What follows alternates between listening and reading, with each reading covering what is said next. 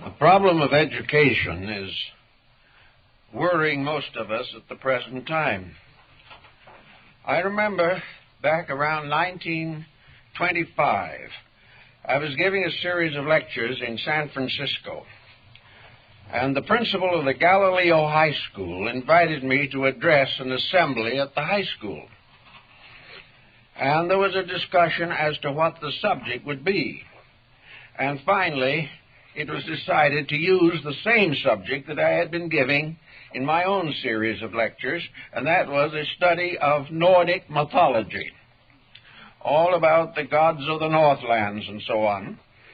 We had a very good assembly. Probably 90% of the student body was there, and I got an encore to come back for a second appearance, which also went off reasonably well. And the young people seemed to be tremendously interested. They were interested because the stories were dramatic, exciting, picturesque, and a little mythological. It was quite different from the rather conservative, basically monotonous type of education to which they had been exposed for a number of years. About 3 years ago, I was in San Francisco for a few days, and a white-haired lady came up to me, accompanied by a much younger woman. And she said, "You probably don't know who I am, but I heard your lecture at the Galileo High School nearly 50 years ago. I've never stopped talking about it, and I've told my daughter for years, and I'd like you to meet her also."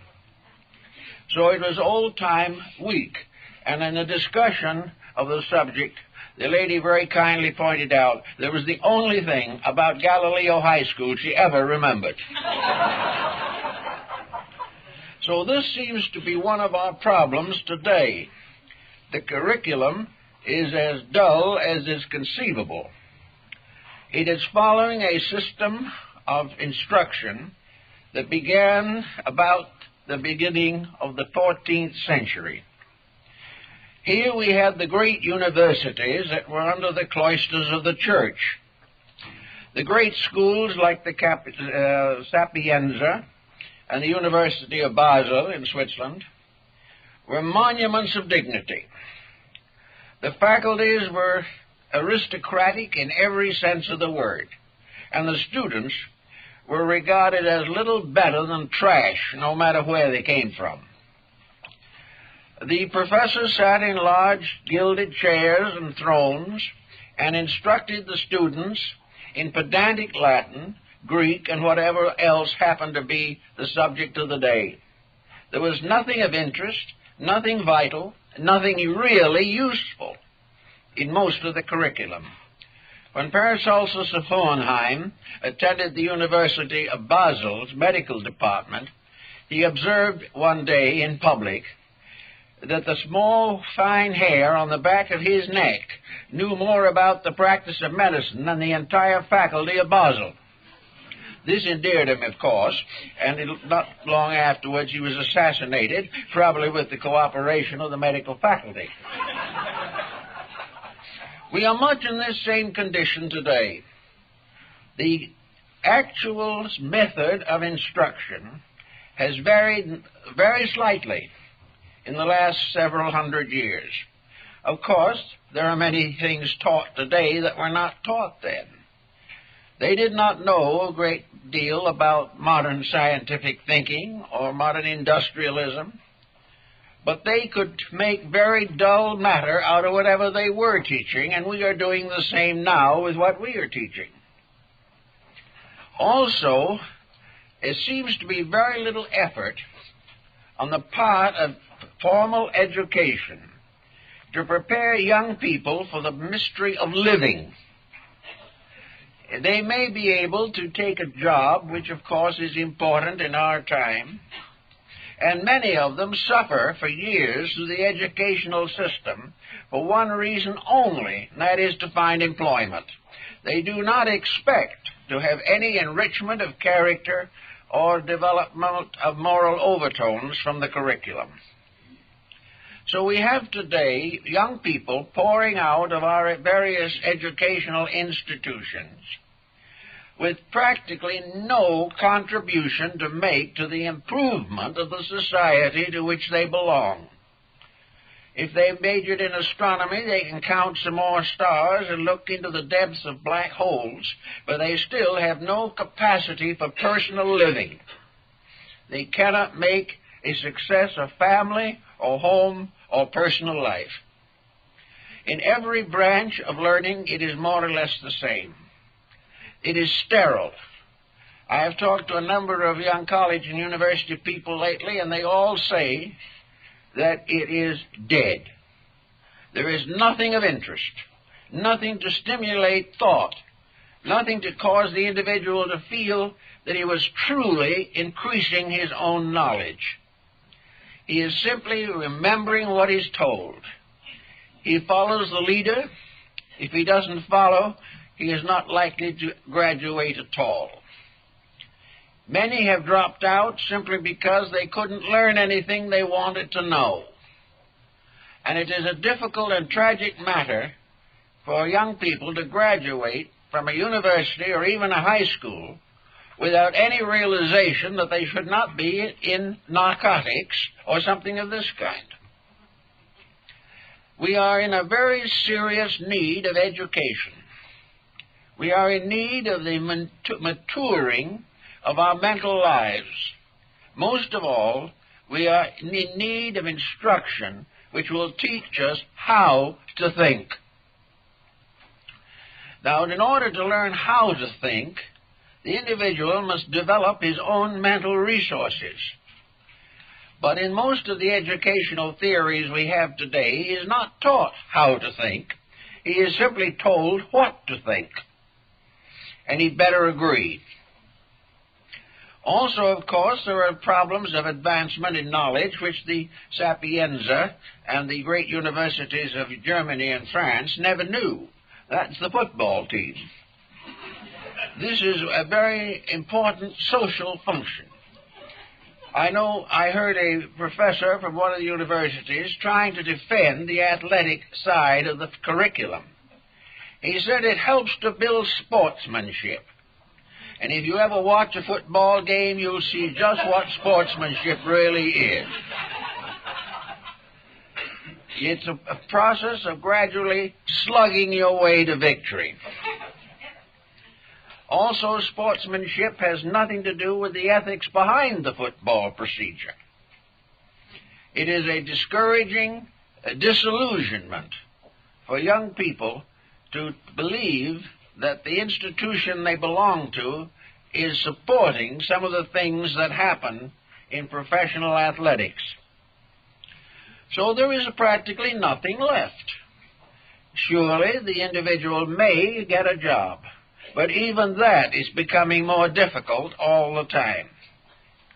He may be able to gradually advance in some highly technical profession. But even in this type of advancement, there are serious handicaps.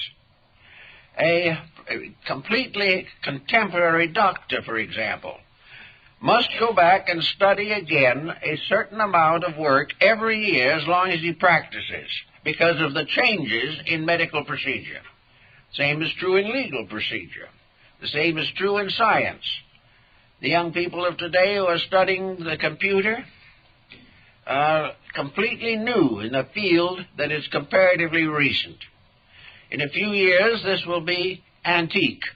Something else will take its place, and the individual will have to be educated all over again.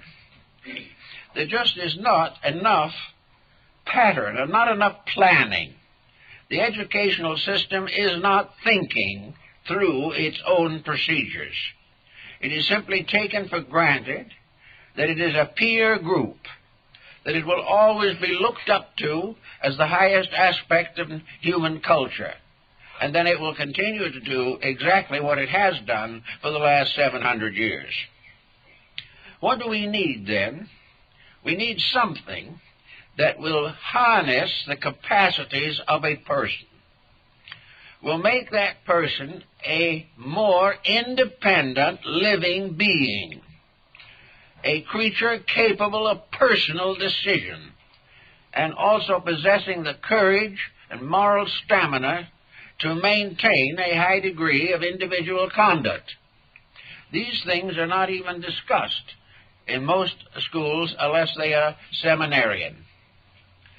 So today we are working with a very definite difficulty. Another problem that is confronting us is the cost of education. It is probably today more expensive than it can ever be worth. It forces families very often to forego the most important securities of life in order to educate children. And the education processes go on to infinity almost. I know a young man now who is still working for his doctorate. He is 39 years old and still going to school. He will probably graduate in time to retire.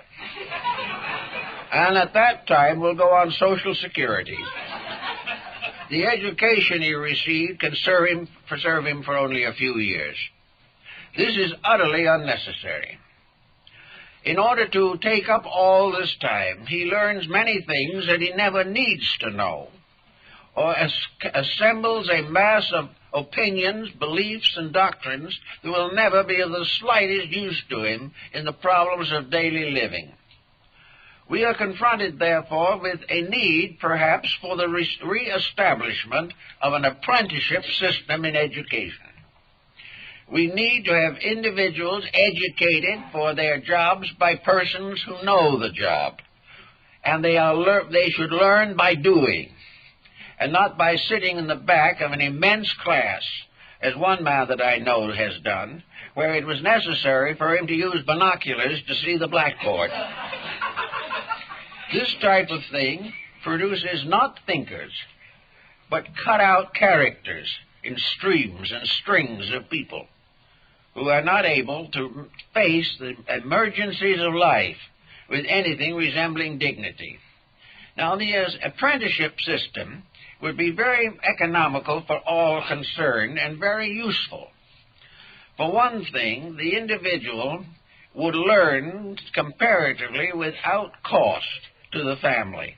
A small cost, perhaps, but nothing in comparison to sending that same young person through a university course. Instead of going to school to learn something he will never use, he has the right to select that which he believes he wishes to do and learn how to do it from people who are doing it, instead of people who are reading it out of a textbook. I know a professor of architecture, or did years ago, he's gone now to his blessed reward, who originally was a teacher of Greek. And because nobody in the university where he lived had any use for Greek scholars, he switched over to architecture. He had about a year in architecture when he took the class over, and for the rest of his service was 1 year ahead of his students. During his entire course and afterwards, he never built a house. All theory, no practice. Now, some do better than this, there's no question about it. But there's also no doubt that there's a tremendous amount of wasted time, wasted money, and more than that, crippling of the potentials of the person. We are concerned with the right of the individual to grow. Now, another aspect of this same situation, of course, is the repetitive procedure that is constantly adding to the cost of education. There is absolutely no excuse for the present use of vivisection as it is now used in medical colleges. If it is necessary for something of that kind to be done, it can be done once on film and shown to all the other schools. The idea that each one has to go through it himself is a completely devastating thing, and a great many are being offended so seriously they are leaving the colleges because they do not want to participate in torturing animals.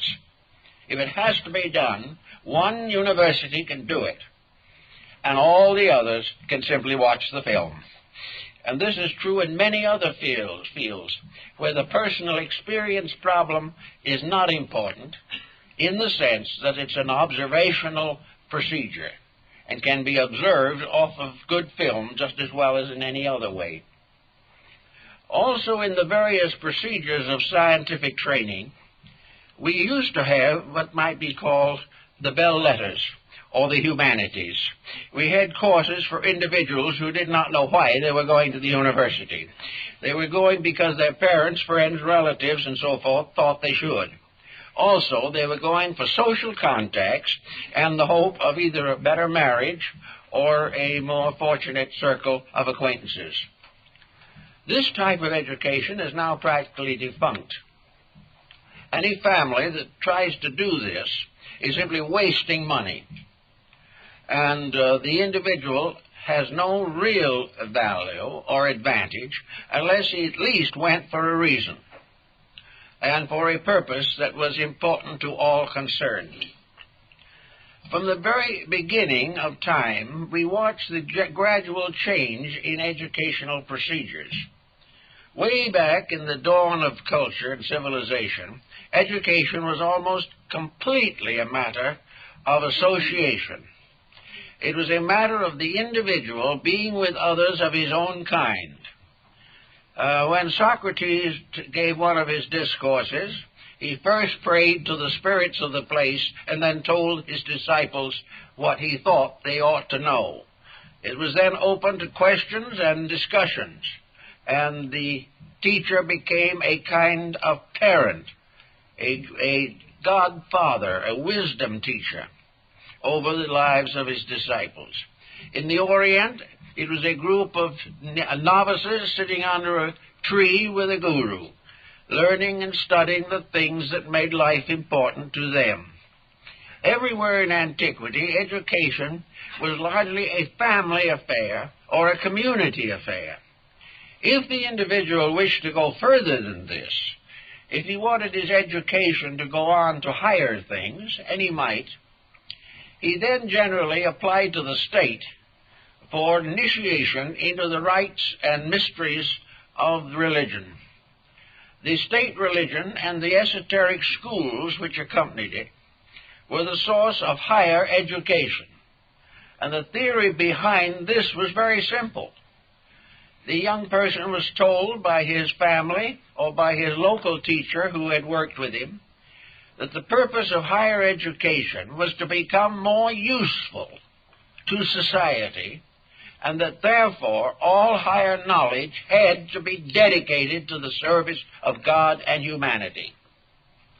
There was to be no consideration of going through the esoteric schools in order to get a larger salary or hold public office.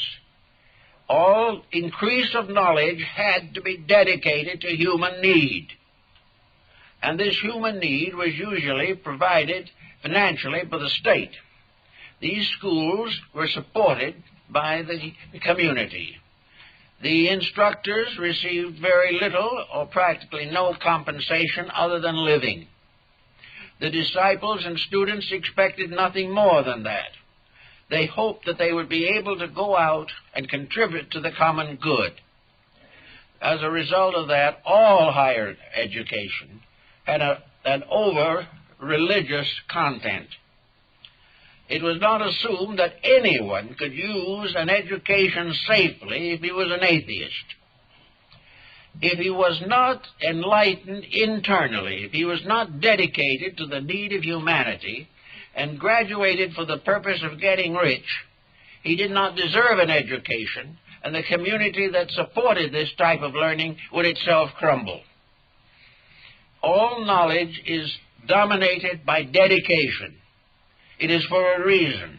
It is for a common good. It is for a usefulness, not that the individual shall carve out a competitive career. As a result of this older system, nearly all of the countries of antiquity had at least a group of highly specialized thinkers. Now, these persons were not always recognized, and they were seldom rewarded. That is true. But reward was not the principle involved. They were there to counsel with those who sought knowledge. And in most of the governments of antiquity, what we would call the prime minister was the one who was the oracle of the gods. The oracles of antiquity ruled the state. The state was dominated by a concept of deity. Occasionally, some tyrant or highly ambitious person went over the traces and tried to do it his way. In a short time, he vanished because of the abuse of his own powers. So the purpose of education was to discover not only more knowledge, but to realize the responsibility of knowledge. That the most serious dishonesty that's possible is religious and philosophical dishonesty. An individual who wants to use what he knows simply and entirely for his own benefit belongs to a group that could ultimately destroy the state. There has to be dedications. Now, what are the dedications that the ancients knew? The dedications to deity. The belief that this universe was a moral structure, that it had laws and rules, that these laws and rules were just, and education consisted of finding out what these rules were and gaining the interior dedication to keep these rules and to understand why they must be kept. An educated person, therefore, was one who knew why honesty was essential to survival. If you didn't know these things, you wasn't educated. Education also involved the realization of the common need. Every educated person must share what he knows, but most of all, he must share part of himself, which he has trained to various duties and responsibilities. He can become a teacher of the young. He can become a friend of the older. He can become a servant of the state. But in every form of function, he must be using what he knows for a common good beyond himself. He cannot simply hide his knowledge so that other people can't have it and therefore cannot compete with him. It is the duty of the wise person to make others as wise as possible. It is the normal responsibility of the selfish, self-centered person to keep other people as ignorant as possible so that he can control them. Now, we have all kinds of situations like this rising around us in these difficult days, but we must come around finally to the realization that education, taking up, as it does, nearly a third of the life of the human being, should prepare him for something. At least it should make him a constructive citizen in his own community. It should make him capable of some moral decisions which are advantageous to other people.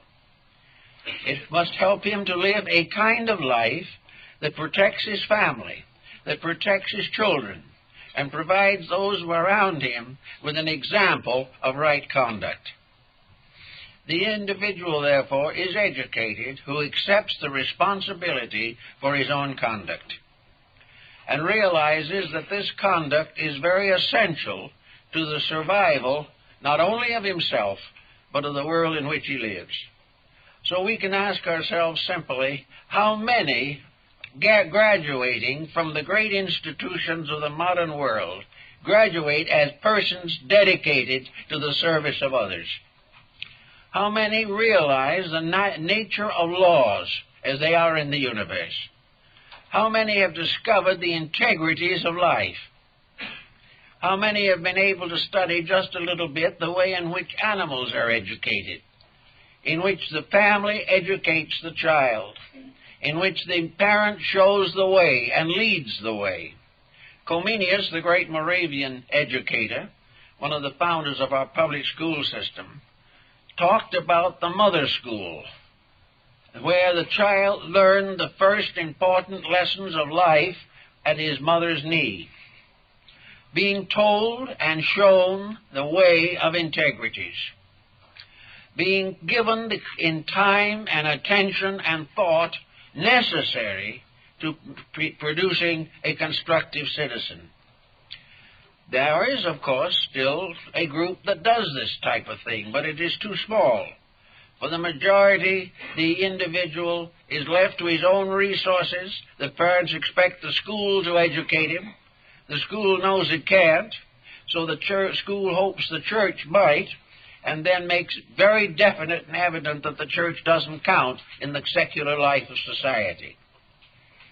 Well, this type of problem leaves everyone in a state of complete confusion.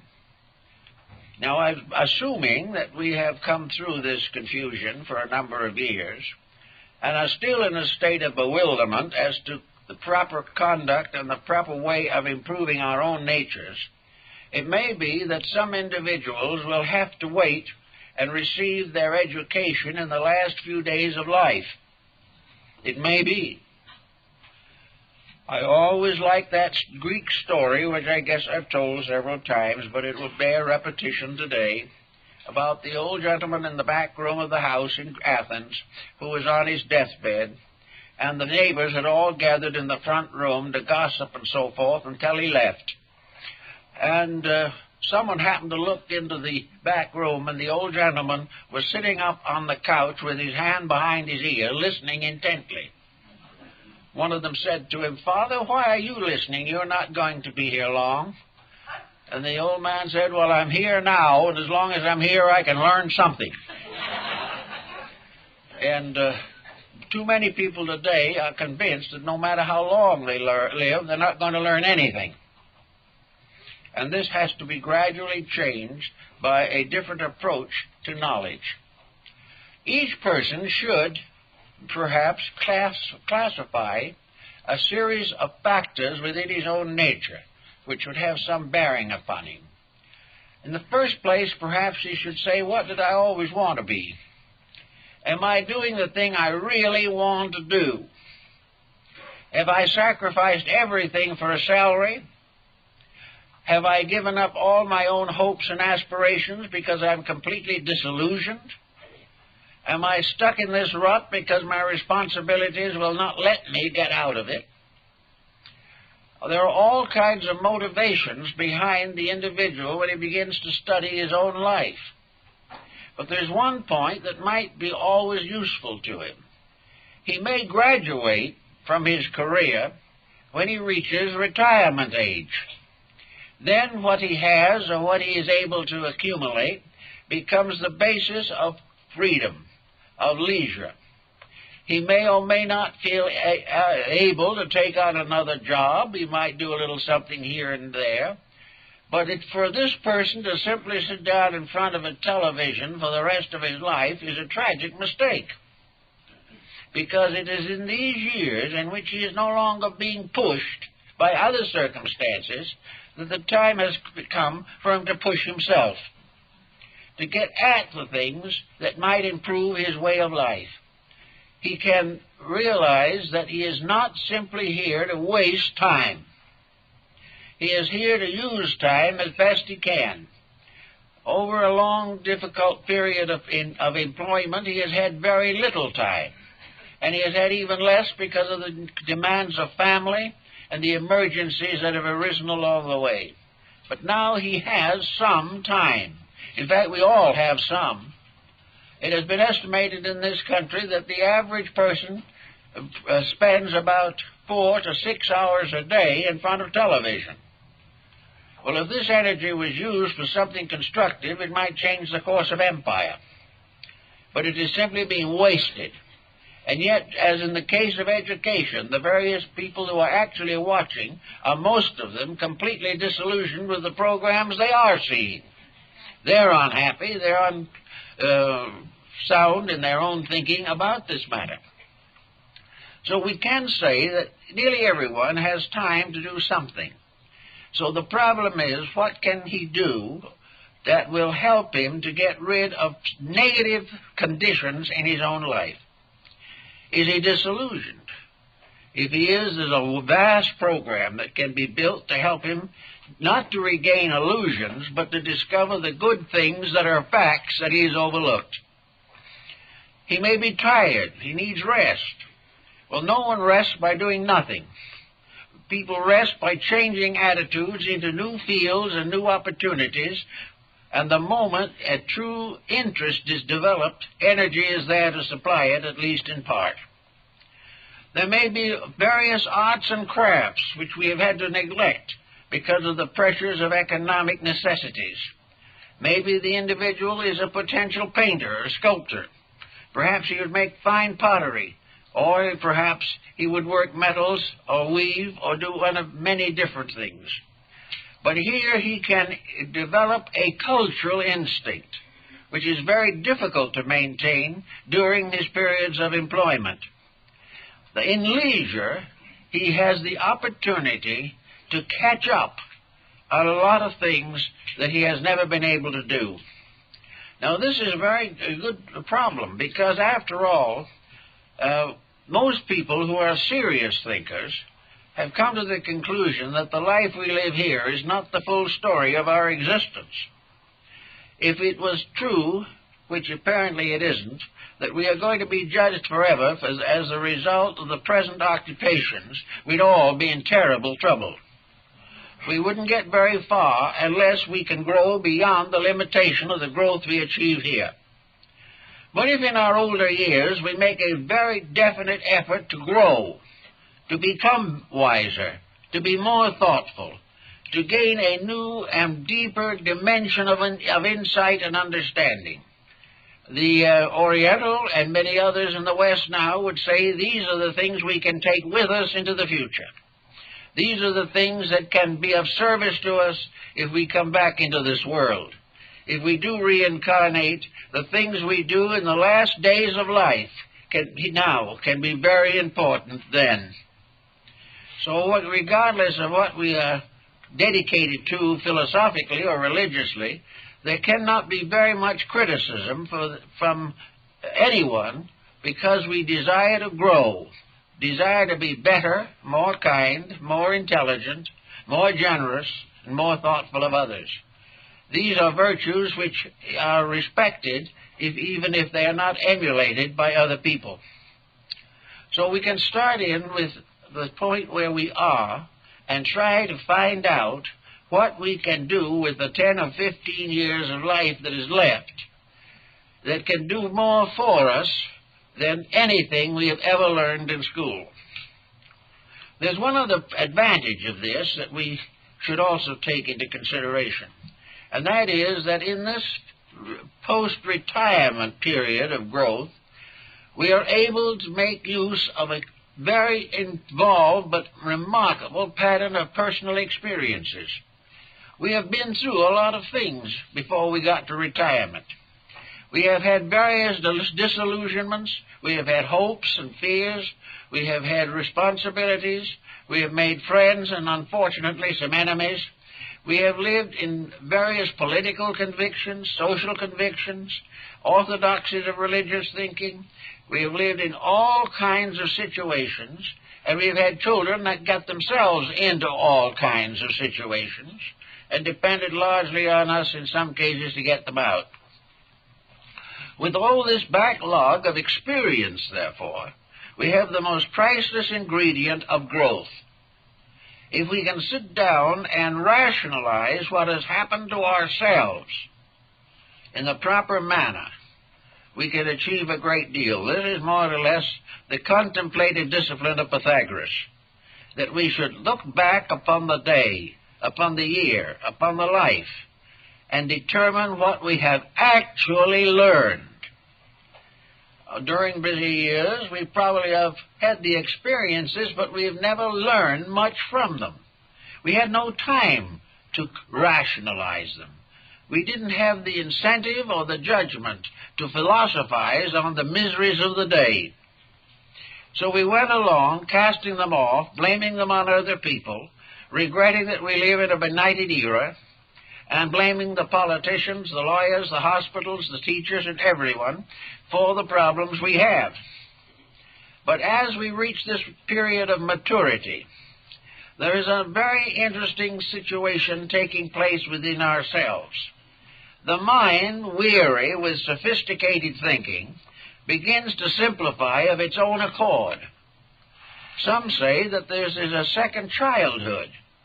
Well, maybe it is. But if it is, it has the most important ingredient of childhood, namely interest in knowing. It has become more and more evident that certain simple, factual events and circumstances have dominated our experiences. So we can begin to see what was done to us as well as what was done for us by the life through which we have passed. In working this out, we have the basis of a new attitude toward religion, toward society, politics, government, everything. One of the things that the thoughtful person nearly always does learn, and is very valuable to him, is that he has always had the tendency to blame others for his troubles. It is always easy to consider other people unreasonable, even as other people consider us unreasonable. But this lack of acceptance of experience and blaming others for it is the one point that Lord Bacon very clearly pointed out, that you have to use experience honestly if you want to learn from it. Unless experience points out your own defects, your own inabilities to meet circumstances, then you have not judged it correctly. And even in retirement, experience can help us to meet the remaining years of life with an understanding that we could not gain by any book reading or by any indoctrination. Experience is on our own flesh. It is something that we cannot really get away from very far. We cannot deny it successfully. The point is to use it wisely and to find out that from experience we discover facts, whereas from inexperience we only multiply theories. So with this type of thinking, the person can start in to do something with daily living. There is a move in this direction also that does not just affect older people. There is considerable revolt among the young. Young people today feel that they are locked into an impossible situation. They are not yet tired out. They have not become so exhausted they conform as the line of least resistance. They are still a little belligerent. If they wait long enough, of course, and get enough responsibility, they too probably will fall into the current errors. But at the beginning, they really would like to do it better. The result is that there are a number of schools rising up, there are a number of individual groups taking over their own education, and there are all kinds of policies being developed to help the individual to live according to a personal standard of integrity. Now, integrity, again, is supported largely by experience. A great many of those today who are searching for more honesty in life are the ones that a few years ago were on marijuana. But they have discovered that mistake, and they have learned from that experience something that is desperately important. They are trying to straighten themselves out, realizing that the line of least resistance, the joy living that meant nothing, has gotten them into serious trouble. Little by little, experience is bringing younger people into the realization of the inadequacy of prevailing policies. Now, we don't want them to follow into another mistake, and that is through revolution and violence. What they have to do is realize the importance of changing themselves. The only way we can get at this very complicated situation successfully is that individuals take over the education of their own lives, take over the characteristics and integrities they believe to be correct. Now, it isn't hard to find these integrities if you really want to be honest. They're everywhere. And in spite of all of our negative attitudes towards the experiences of society, they are the source of instruction. They not only tell us what we should do, but they tell us what we should not do, or that we should stop doing, or that we should never have started to do. All these dimensions become apparent to us in the course of time. Now, I know from working with religious people that religious education is one of the most complicated forms of it. Religious education has never been basically integrated on a purely factual level. There seems to be no one who really doubts too seriously the law of gravity or can question the efficacy of modern physics. These things become more or less patterns of acceptance. But in matters of religion, the landmarks are rather dull or dim. The individual is not sure of things. He is not sure, for instance, that there is an integrity in life. He is not sure that there is a God, just or unjust. He does not know whether life is a rebellion against evil or a cultivation of good.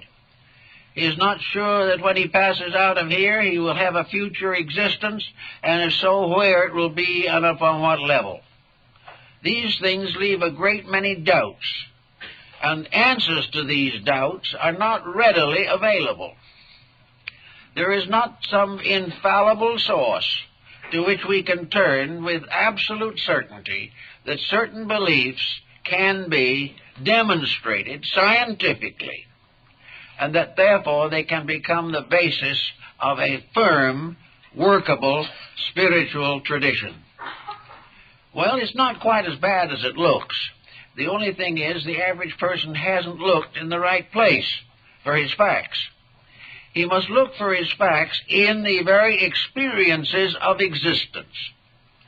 Everything that we study should help us to understand why we are what we are, and if possible, what we can do about it. We must begin to recognize that there are signposts along the way. There are marks and indications that can help us. But instead of thinking of these things in terms of dogmas, we have to think of them in terms of cause and effect. We have to realize from experience, from history, from biography, from the most exact sciences up and down, from all the arts and traditions, that there are rules in life. That these rules are unchangeable, inevitable, and that these rules we must keep. And those who keep the rules get the answers. Those who break the rules do not get the answers. And if we want the answers, we have to live according to the laws. Gradually, through the very simple problem of living with each other, the rules become more or less obvious. Gradually, through the very simple problem of living with each other, the rules become more or less obvious. There are things we find we can do and things we cannot do. There are also big moments when we do something we think is wonderful and it turns out badly. We know that every action has a reaction, and that if we want to grow, want to improve, want to become educated people, we must be able to classify the reaction of conduct, our own and everyone else's. It is far more important to discover what we cannot do and keep the rules than it is to add a vast amount of superficial education that tells us nothing. It does not help us to discover what is wrong. And the education itself is not necessarily showing us what is right. Therefore, we have to supplement this situation. I know several younger persons today who have had fair educational backgrounds, and every one of them is satisfied that he cannot live with what he's learned in school. It will not work. It will do certain things, but it will bring with it a series of consequences that he cannot stand. And if he is faced by them, they may destroy him. One of the common enemies of the human mind is success. And of course we all are looking for that. Success has to be estimated in terms of experience. To some people, Napoleon was a success. Others do not agree with this. Some, and a good many, believe that the most successful person who ever lived was Jesus Christ. Others do not think so. They believe that the success is in terms of wealth, worldly power, influence, and intense competition. Well, they believe this. And schooling hasn't changed this belief. It hasn't done a thing to moderate it even. It has only promised the graduate that if he does what he's told, he'll get a larger swimming pool. But this isn't what he's really in need of. It's nice to have and all that type of thing, but if he has to barter his integrity to get it, he's going to get in more trouble than the luxuries are worth. He has to find this out. He has to experience it. He has to come to the firm conclusion that there are rules that he must keep, and that if he keeps these rules, they will keep him. So, younger people today are out looking for the rules. They are forming their own groups to do certain useful things. They want to get back to the land. They want to get to the point where they're self-supporting in the simple needs of life. They want to find ways in which they can work together for mutual advantage. And to many of them, it is very important that the environment which they create has religious values. As a result of this search for religious values, we have had an upsurge of religion all over the world. An upsurge that has one very interesting factor, namely that for the first time, many people are coming in contact with a religious belief about which they have not been disillusioned. Many of the people who are naturally religious have been disillusioned by the unfortunate situations that arise within local theological groups. But some religion or philosophy that they have never had any contact with directly, but which has ideas that they consider to be ethically correct, will serve them better because they have not been through it and disappointed. So many new ideas, new beliefs have a strong following by those who are tired of the old ones that have never worked. On the other hand, the older groups are also making changes. They are becoming more concerned with social circumstances. They are beginning to believe and realize that religion has something to do with families, that it has something to do with the growing of children, that it has something to do with the psychological, emotional relationship of the individual to his job and to the society of which he is a member. So many of the older, more conservative groups are branching out into social service programs and also into psychological programs for the service of their younger members or whoever may need help. So we now have psychological, religious counseling. We have the realization dawning upon us that religion has something to do with a good life well lived, here, now. That the consolation of faith is its power to reform our own lives.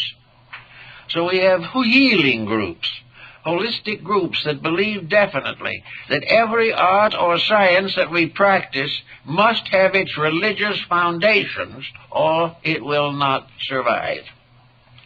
We also become aware that the religious elements contribute largely to therapy, either preventive or curative, and that the only thing that is a real help to the psychiatrist or psychologist working with afflicted people is the possibility of reaching them on an idealistic level, reaching them on an inspirational foundation, pointing out better things, more important things, in which they can have faith, and which will never and can never disappoint them. So we find more and more religion involved in almost everything we do. But, of course, the moment this happens, another factor comes in. Most theological seminaries give their graduates a considerable conditioning in the management of a religious organization or institution. They are warned from the beginning of the difficulties of maintaining a high ethical level in the profession of the clergy, that the pressures on them probably are greater than on any other section of society. The individual who is dedicated to doing it right has more enemies than probably anyone else in the world, simply because people do not want to do it right if it interferes with doing what they want to do. And religion has to be so conditioned that it is available as a spiritual reference frame, but nobody is expected to live according to its rules. This is a tax upon almost any idealistic minister. It is a problem that he has to face, and it is a problem that has driven many out of the clergy. The fact that it is a struggle to maintain a church in which you can teach people to be more honorable and at the same time hold the congregation. They tell you, yes, they believe everything you say, but they do exactly as they please in their personal relationships. So this problem still requires a great deal of conditioning. Now, probably one of the interesting elements of this point is that we think of deity as a factor of retribution only. We also have been asked theologically the question whether deity can damn parts of itself. Can deity cast part of its own creation into hell? This seems to be a rather unlikely situation. So what we commonly think of as punishment from deity is simply the reaction of our own attitudes which are incorrect.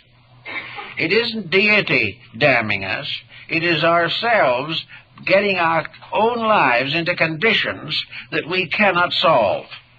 We do not know what to do after we finally paint ourselves into a corner. So in those emergencies sometimes we do what the sick man does. We go to the doctor, but as soon as we feel better, we forget the physician. This type of thing brings with it a sense of why have we grown up this way? Why is it that from childhood on we were not taught a few simple facts? Why are we not able to discriminate now? Why are we still shopping for religion? Why are we still striving to get as much as we can and give as little as possible? Why are we perfectly willing to vote for somebody who promises a gain at somebody else's loss? We don't know why we do these things, but one of the reasons is the school system has failed us. We should have known better by the time we got out of grammar school. We should have graduated from high school with determined and dedicated values in ourselves. We should have a clear vision of what is best for us and best for the community, and realize clearly that when we compromise our own integrities, we are responsible for our own misfortunes. So we get up to the point, almost to retirement sometimes, in which we have never accepted or experienced the need for integrities. They are something other people should have. They are something that the world certainly needs, but they're something that interfere with our doing what we want to do. And that's a mistake. If, however, we could get some form of educational structure, and parents are beginning to worry about this more than a little. All over this country, and in many other countries also, parents are getting together to form organizations and groups to supervise the moral life of their children, and their own moral lives, for that matter. They are beginning to realize that if there's to be any integrity, honesty, kindliness, sympathy, understanding, and true progress in humanity at this stage of things, it has got to come from personal effort. It cannot be dependent upon the major institutions which we have created and which we have thoroughly corrupted. So all over, people are beginning to think of trying to do something themselves, to warn their children, to warn their friends, to indoctrinate young people with better ideas and convictions. And the young people are beginning to notice it. They are beginning to create a new concept of what constitutes a peer group.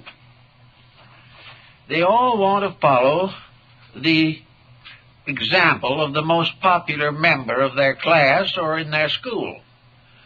But when they see this popular member in the hospital as a hopeless narcotics addict, he doesn't quite look like a peer anymore. He does not seem to have the glamour. The glamour that came from living wildly is damaged when you see what happens to the wild livers. They get into one difficulty after another. And young people who are still not completely under the influence of economic pressures are beginning to see the facts of life. They are beginning to realize the mistakes they're making, and they don't wish to continue them. We also have the same problems arising with older people who are continuously killing each other on the road with their accidents, who are drunk driving and narcotics addict driving, and one by one these glamorous personalities fade out in misery, sorrow, and distress and death. This type of thing is affecting young people. Here, experience, observation, and reflection are coming into their own. But this is being forced upon them by their own mistakes. There should be some basic standard acceptable to persons in all ages, by means of which the more grievous mistakes can be avoided or prevented, or if they exist, corrected as speedily as possible. Now we get out into the big world of knowledge. Here we have science. Here we have the great discoveries which are threatening the survival of humanity. We are getting these discoveries from the great institutions that we have regarded as infallible. It is the great university and the great laboratory that is now giving us the great headache. And yet we are assuming, or taught to assume, that these people who are creating these disasters are the greatest, noblest, and most thoroughly trained of our citizens. That they are the ones who know. They are the ones who have gained the full advantage of education, but are graduating without any realization of responsibility to humanity. Education is in for trouble. And this trouble is spreading, and it's spreading now. The time is very much in sight in which there has to be a new estimation of what constitutes knowledge. We have to begin to realize that knowledge without integrity is the greatest falsehood of all. That the knowledge of advancement and progress must be measured in one thing. The only way in which progress can be properly estimated is in terms of securities. Securities are those values, the practice of which will bring no detriment to anyone. We have to realize that the entire problem of our modern way of life is that we must find out what constitutes progress. Is progress just simply complication? Is progress the substitution of a robot for a human mind? Is progress the enlargement of nuclear research? Is progress the rising value of gold on the stock exchange? Is progress wealth? Is it the exhaustion of natural resources? Is it the permission by which we allow our planet to be ravaged of everything that is of value? Is progress proven by crime, degeneracy, disease, mental breakdowns, and death? If so, then progress is not worth cultivating. Progress must be man's gradual maturing of his own life, a better life, a richer life, a more useful life. Progress must be that he can come home and sit down quietly and think in peace, that he is fairly selective in the things that he does, that he will not support that which is useless, worthless, or dangerous, that he will not waste his time trying to forget the problems of society when he should be using every faculty that he has to find ways in which he can maintain his integrities and assist others to do the same. So we have this problem that we have worshipped progress. We have worshipped the concept of Star Wars. We have worshipped all kinds of extraterrestrials. We have worshipped the planet of the apes. This type of thing is now considered to be amusement, informative, and just a little prophetic. We all have certain fears that the worst things we are watching might come true. Why are we doing this? What has happened? We didn't gain this from the basic concept of education as it was known in ancient times. We did not get these thoughts from Plato or Aristotle. We did not get them from Buddha or Christ. We did not get them from any of the real patrons of progress that we know. We have always been taught to use life intelligently. We have been taught of the dignity of simple things. We have been taught to be moderate in all ways. We have been taught never to be slaves of our own possessions, and yet we have never learned the lesson. All we do is keep on in the same way. And it will probably go on that way until we come up against a major issue that we're not going to be able to meet by platitudes or by raising the national debt. We're going to come to something that needs what we have needed for a long time, and that is a completely new outline of how to teach people what to do and how to live. And we cannot depend upon working only with the older generation. We have to start in with young people.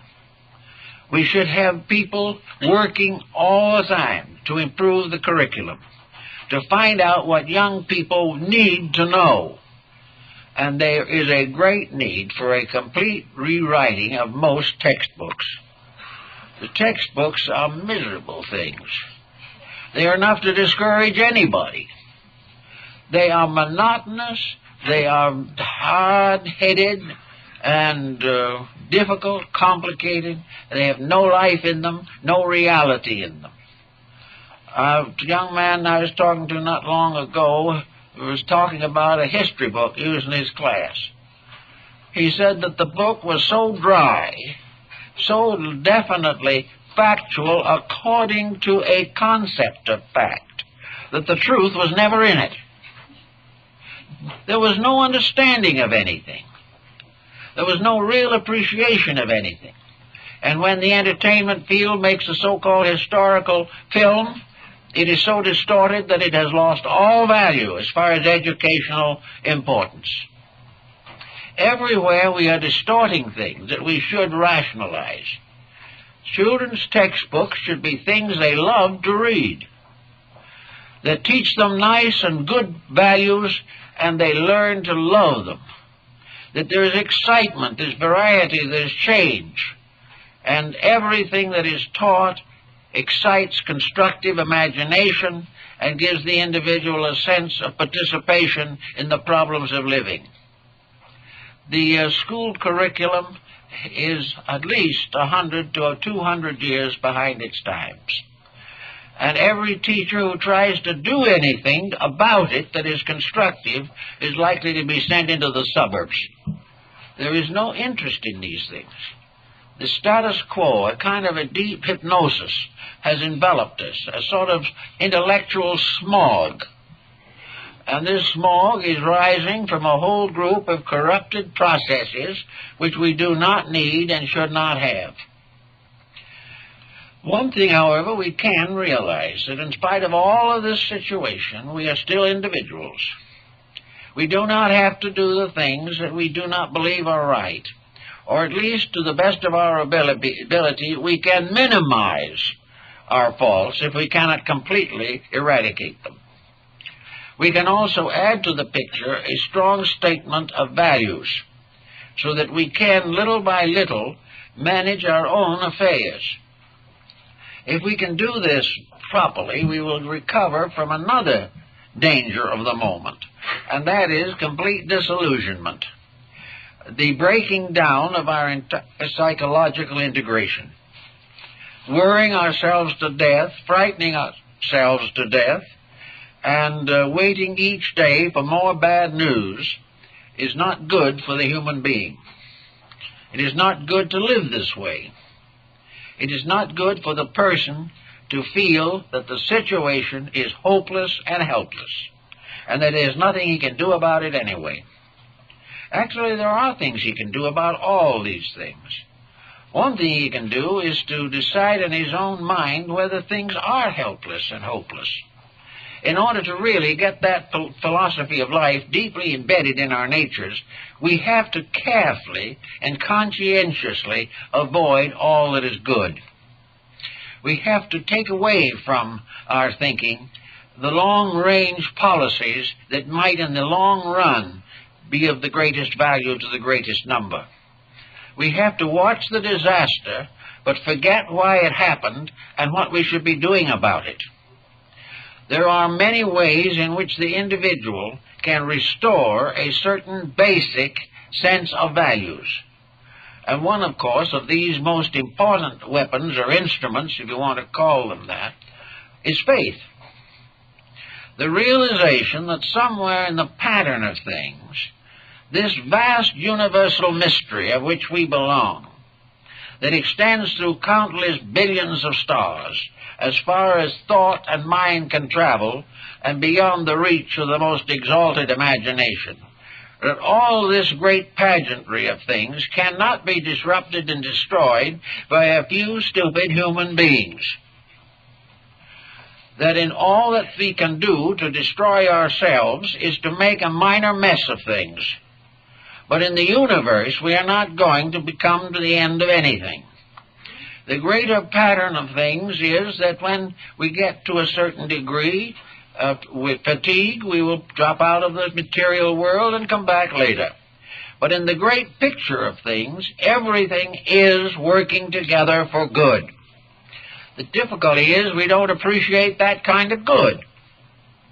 Our idea of good is luxury. We wish to drift to heaven on flowery beds of ease. We want to think only of deity as infinite benevolence, regardless of our mistakes, and ready to forgive even the major mistakes that we make. Actually, behind all of this pessimism, which is affecting us, and which does affect us, there is ground for a great realization that these things could not happen if there were not laws. We can't break something that doesn't exist. We cannot go against that which has no existence or reality. The reason that we're in trouble is because there are laws, and these laws are right. They are honest, they are difficult, but they're real. We are therefore constantly in the presence of the fact that our destiny is being protected at the expense of our appetites. We're going to have to change our own ways, but we are not headed for destruction. We are only headed for a disillusionment in things that never had any reality anyway. Education should begin to work with these problems. It should take every incident that arises in our confused political situation today and explain to young people why there is confusion, what is wrong, and what should be done about it. And with the newspaper in one hand and the piece of chalk in the other, a school teacher could accomplish quite a good deal. It's just the problem of getting a point of view. But if your point of view isn't what the majority of people want, you have a hard time putting it over. But today, the majority of people is becoming more aware of this. And day by day, every newspaper contains reports of new groups of private citizens getting out and doing the things that need doing. This is good. The reason they're doing it that way is because that was the way they were supposed to do it in the first place. We were never supposed to allow public officials to do our thinking for us. We were right in assuming a certain parental leadership. And if that leadership is wrong, then we do not have to follow it. It's just like a family with drunken parents. If this is the situation, it is not necessary that all the children become alcoholics. It is just the lack of the organization of life. It's the failure of education to actually educate people to be people, to be intelligent human beings. In Buddhism, we have this concept of the universal commonwealth, the great commune of existence. We are all citizens of something that extends beyond the stars. We are part of a tremendous universal democracy. We are part of a merit system that extends beyond the most distant galaxy. We are part of a rule that says, as ye sow, so shall ye reap. And if we begin to realize that to the point that we realize that by sowing we must reap what we sow, therefore it is better to sow good seed in the first place, when we reach that we will begin to be educated, because that is the basis of education, that the individual is responsible for his own actions, and groups of individuals are responsible for collective action. If the individual is willing to accept a universe in which laws are real, if he is willing to accept a purposeful destiny for existence, if he is willing to assume that this vast machinery of life that we know is governed by a primordial consciousness and intelligence, that there is a divine spirit, a universal soul behind all manifestation, and that this is not a theological problem, it is actually a scientific problem. The real science is cause and effect, immutable. One thing we can depend upon absolutely, a fact of cause and effect, and that this law is the primary manifestation of the divine purpose. That this law is the thing which has to be gradually discovered, built into a curriculum for the education of the young and the re-education of the old, built into a pattern by which we gradually come to accept what the ancients knew long ago, namely that there is a universal divine destiny that shapes the ends of everything that lives, and that regardless of what we think, this destiny is constantly working.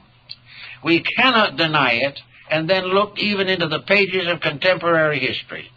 We cannot read the daily newspaper without seeing final proof of cause and effect. We cannot watch the histories of the great, the strong, the evil, and the mediocre without realizing there is law and order in space and in place. Everything is ruled by principles that are infallible. And those are the only principles we have to obey. We do not have to obey corrupt man-made concepts of life, but we have to obey the divine plan of things.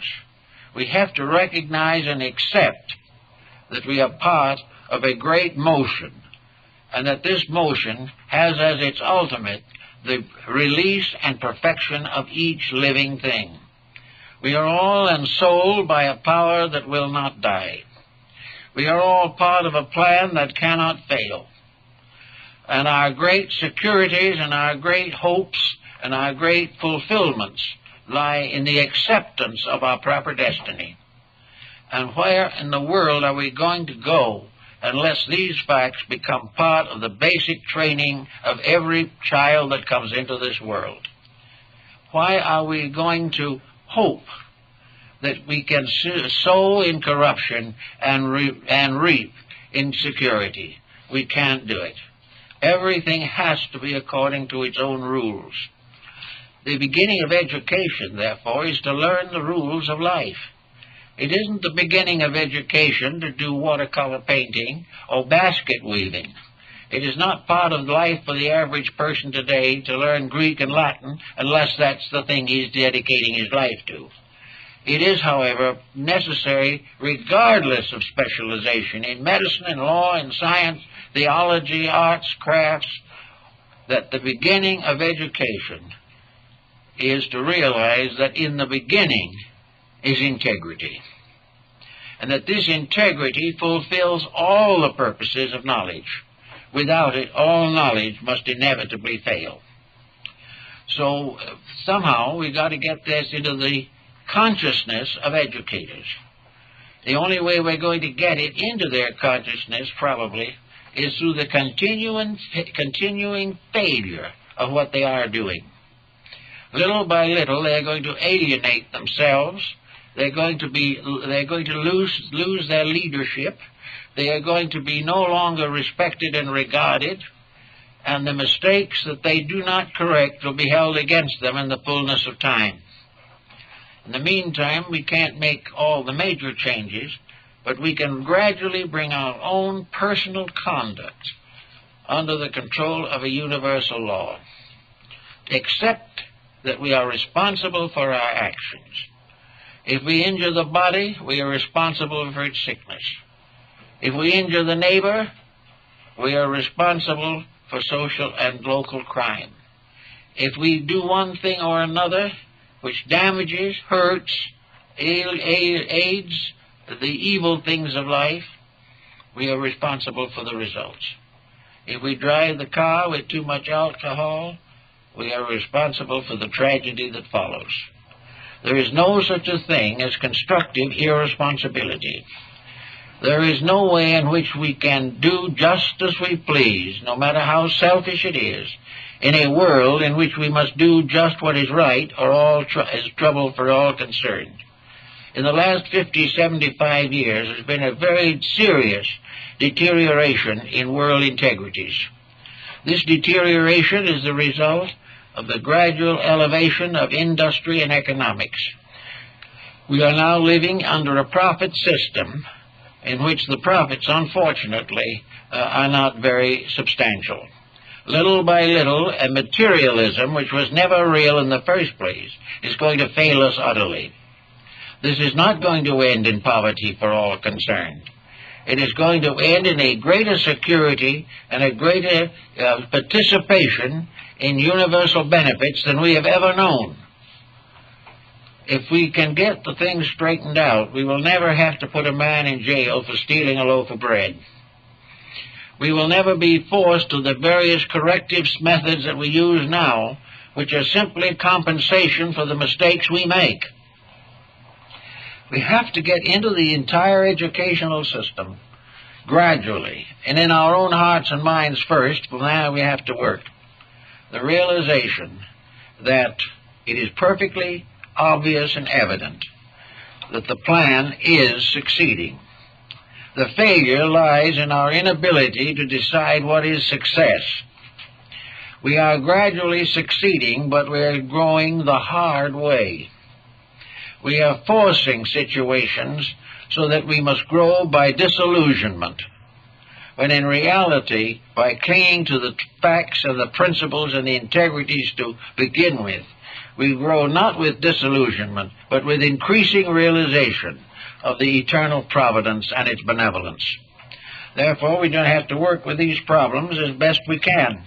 But one of the things that's got to be done is to realize that education is impossible without a concept of universal purpose.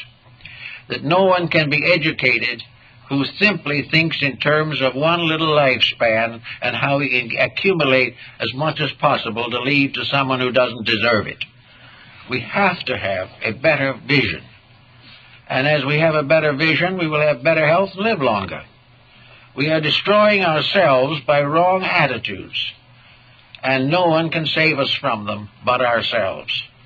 And to know this is the primary end of education, that each individual must grow up into the use of his own potentials and share with others every virtue and value that he possesses. If we begin to think in this direction, even if it doesn't work right away, it will help, and in the course of time, we're going to be much happier and a better people. Well, that's it.